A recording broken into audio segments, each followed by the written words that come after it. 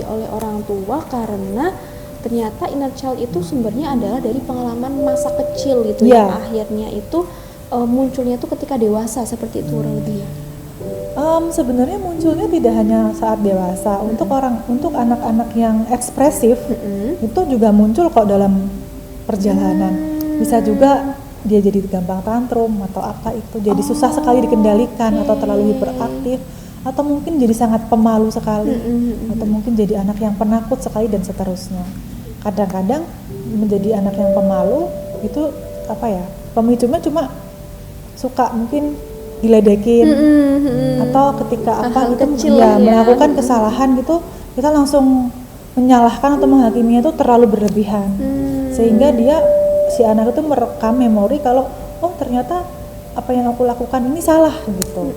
Ternyata ketika aku melakukan ini nanti orang tua aku jadi marah, sehingga dia jadi merekam emosi kalau aku melakukan sesuatu dan itu nggak tepat, nanti orang tua aku jadi tidak mencintaiku lagi. Nah itu yang membentuk dia pada akhirnya jadi sifat yang pemalu begitu. Ini salah satu korelasinya ya. Begitu.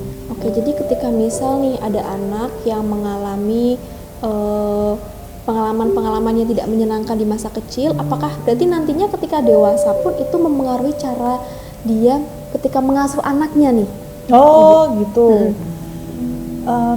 Sayangnya seperti itu ya.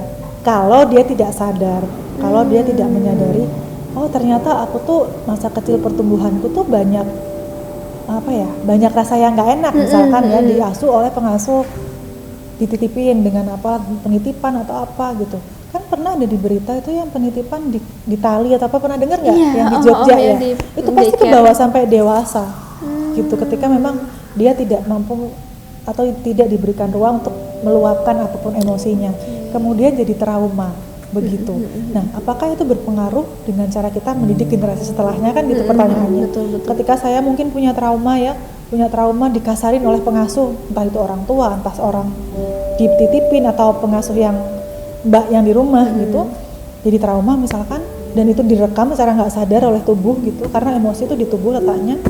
Nanti ketika kita punya anak, kita nggak sadar, kita melakukan hal yang sama ke anak kita.